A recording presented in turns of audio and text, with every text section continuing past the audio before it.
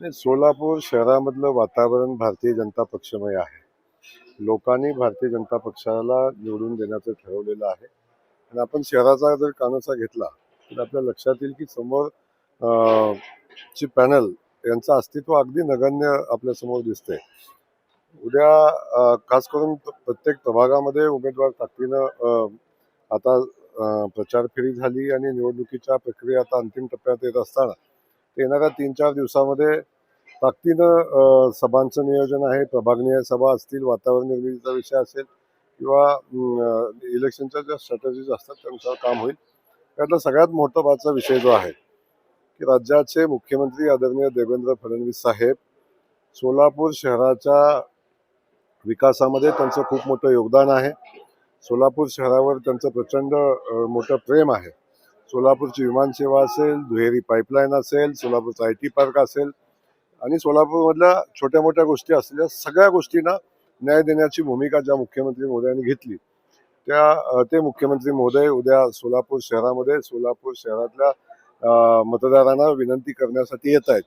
आणि आपल्या सगळ्यांना माहिती आहे की सोलापूरची जनताही त्यांच्यावर प्रचंड मोठं प्रेम करते. त्यामुळे उद्याची सभा ही या निवडणुकीतली सगळ्यात मोठी टर्निंग पॉइंट असेल. आणि सोलापूरची जनता ज्या नेतृत्वावर विश्वास ठेवते ते नेतृत्व इथे येऊन भविष्यामध्ये 5 वर्ष या शहराच्या विकासाच्या दृष्टीने आम्ही काय करणार आहोत याच्याही संदर्भात उद्या आदरणीय देवेंद्रजी बोलतील. सोलापूर शहराच्या ज्या समस्या आहेत, पाण्याची समस्या असेल, रस्त्याची समस्या आहे, समस्या अजूनही तशाच आहेत असं जे सोलापूरकर सांगतात. नेमक्या सत्तेत आल्यानंतर कशा प्रकारची सुविधा ज्या आहेत आपल्याकडून आपण पाहिलं असेल की सोलापूर शहरातल्या विमानसेवेपासून पाण्याच्या योजनापासून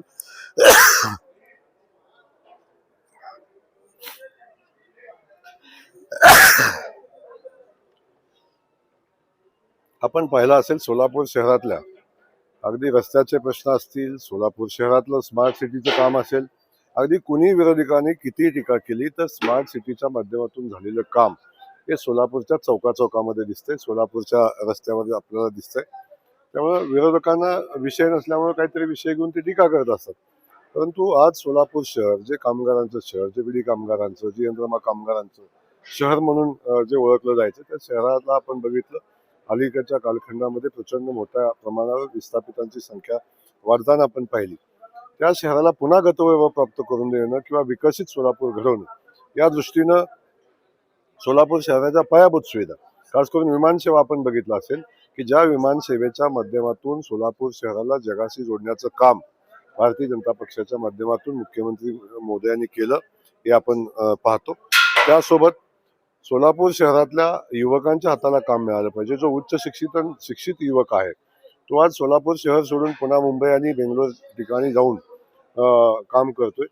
त्या युवकाला पुन्हा आपल्या शहरामध्ये आणण्यासाठी सोलापूर शहरामध्ये MIDC सोबत IT पार्कचा जो संकल्प सन्माननीय देवेंद्रजींनी केलेला आहे आणि त्याला जमीन बघितली, त्याला मान्यता दिली आणि भविष्यामध्ये एक बदललेलं सोलापूर आपल्या सगळ्यांना पाहायला मिळेल. आणि त्या सोलापूरची अपेक्षा सोलापूर शहरवासी करतात त्या पद्धतीचं शहर आपल्याला बघायला मिळेल. भाऊ की आज शिंदे साहेबांची रॅली होणार होती परंतु काही कारणास्तव ती पुढे झालेली आहे, ढकललेली आहे. की मुख्यमंत्री साहेबांची सभेनंतर वातावरण निर्मिती करण्याचा असा काय प्रयत्न आहे असं काय वाटतंय? वातावरण निर्मिती करायची असते ज्या ठिकाणी अस्तित्व आहे त्या ठिकाणी, ज्या ठिकाणी अस्तित्वाचं शोधायला लागतं त्या ठिकाणी वातावरण निर्मितीचा विषय फार येत नाही. पण मी कोणाला कमी लेखणार नाही. शेवटी विरोधक असतात, जनता ठरवत असते. आणि त्या ठिकाणी आपण बघितलं असेल की अगदी एकतर्फी लढत आहे. अगदी एखाद्या दुसऱ्या प्रभागामध्ये कुठंतरी चुटूपुटूची लढाई होताना दिसते आपल्याला, तर एकतर्फी लढाई आहे. त्यामुळं कोण कधी आलं त्याचा काही फरक पडत नाही.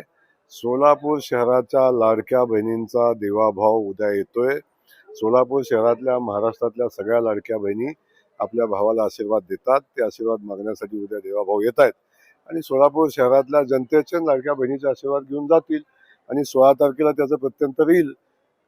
काँग्रेसने जाहीरनामा तयार केलेला आहे, महाविकास आघाडीचा जाहीरनामा आलेला आहे. त्यांनी परत एकदा आश्वासन पाण्यात असेल आणि 10 वर्ष कुठेतरी सोलापूर मागे गेले अशी टीका खासदार प्रणिती शिंदेंनी केली. काँग्रेसला जाहीरनाम्यामध्ये सगळ्यात पहिली लाईन घालण्याची आवश्यकता होती. खास करून प्रणितीताईंना आवश्यकता होती की मी शहरामध्ये येईन, शहरातल्यामध्ये उपस्थिती माझी दिसेल, मी लोकांना भेटेन, हे आश्वासन पहिलं देण्याची आवश्यकता आहे. बाकी आश्वासनं जर शहरात आला तर पूर्ण कराल, सत्तेत आला तर पूर्ण कराल.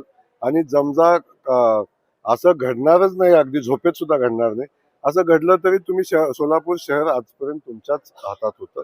सोलापूर शहरामध्ये आपण काय केलेलं आहे हे आपण बघा. त्यानंतर आपण बघितलं असेल पक्षाची जी वातावरण, आदरणीय शिंदे साहेबांनी ज्या कार्यकर्त्यांना घडवलं या शहरामध्ये, त्यातला एकही कार्यकर्ता आज आपल्यासोबत नाही. याचं आत्मपरीक्षण करण्याचं आश्वासन या जाहीरनाम्यामध्ये देण्याची आवश्यकता आहे. सुजात आंबेडकर असं म्हणतात की खासदार प्रणिती शिंदे आणि देवेंद्र फडणवीस यांच्यामध्ये डील झाली आहे. नगरपालिकेच्या निवडणुका झाल्या की त्या भाजपमध्ये येणार आहेत. सोलापुरात काँग्रेसला मत म्हणजे भाजपला मत आहे. सुजात आंबेडकरांचं वक्तव्य तर त्यांनी त्यांच्या कुठल्या माहितीच्या आधारे केले मला माहिती नाही. कदाचित माझ्यापेक्षा त्यांच्याकडे जास्ती माहिती असेल, त्यामुळे ते बोलले असतील. काही शक्यता आहे काय? काय शक्यता वाटते का काय? काय शक्यता वाटते का काय? आता आपण पाहिलेलं आहे, जगात काहीच अशक्य नाही, पण इथं तशी परिस्थिती दिसत नाही.